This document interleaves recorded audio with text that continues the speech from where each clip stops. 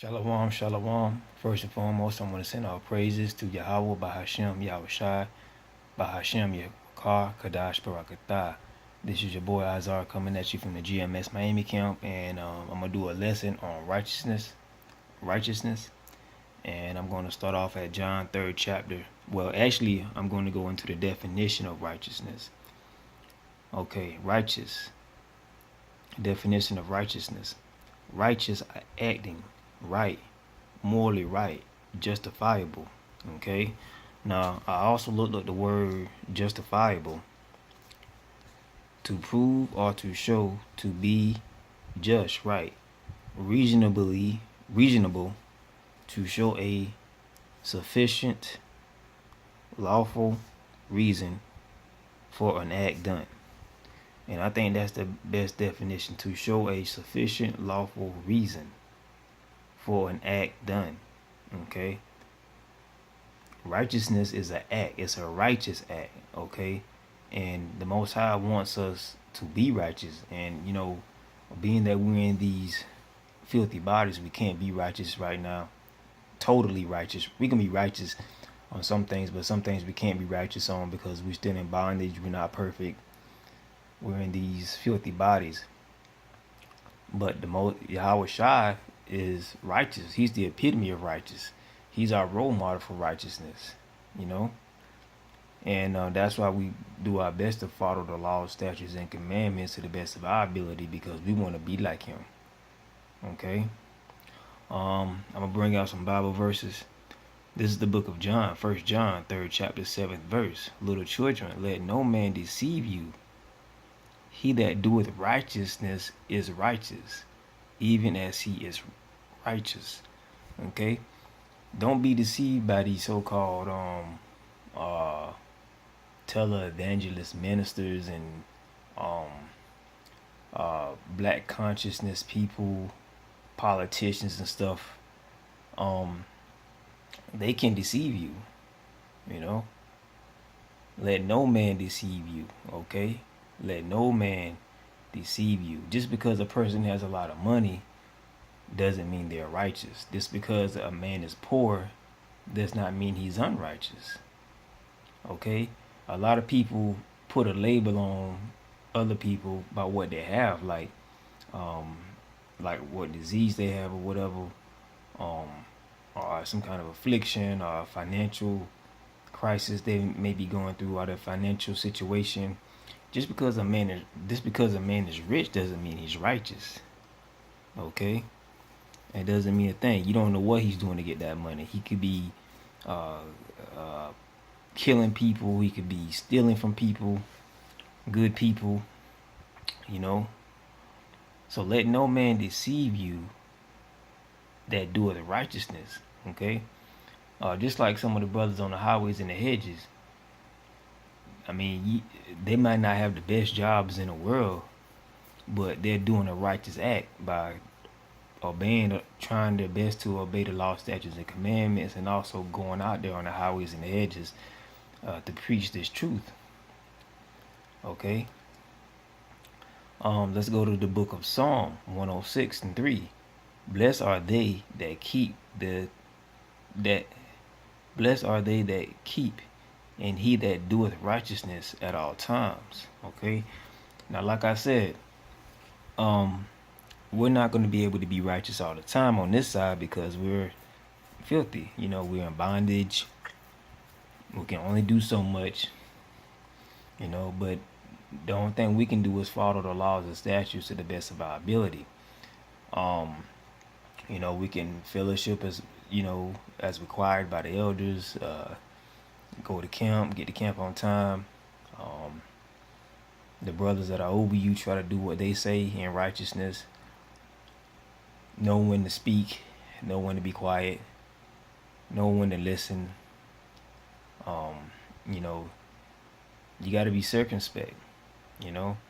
Now, yeah, you're not going to be righteous all the time. That's impossible. And a man that says he's righteous all the time is a lie. He's telling a lie, and he's going off by saying that the only person that can say that they're righteous is Yahweh Shai. and Yahweh. You know, Yahweh Shai is the epitome of righteous. We strive to be like Yahweh Shai. Okay, we strive to be like Yahweh Shai.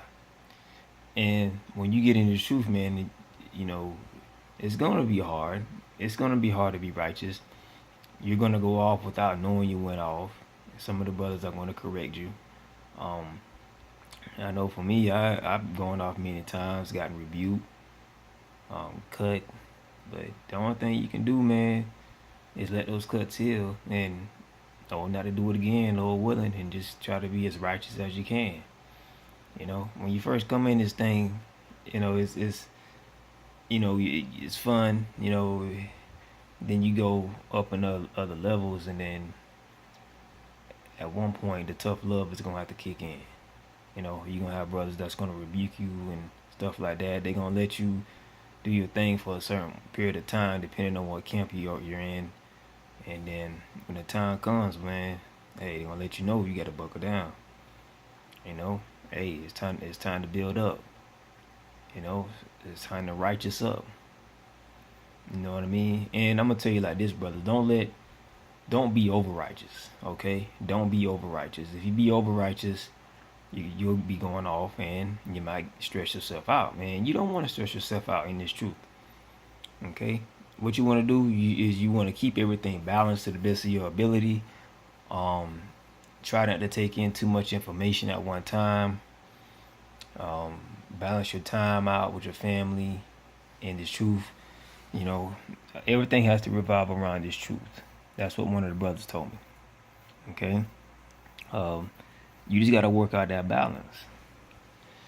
And, you know, it is kind of, when you first get into it, you're happy. Then you get to a point where, uh, you know, things start to get serious, and you know you got to man up and learn certain things.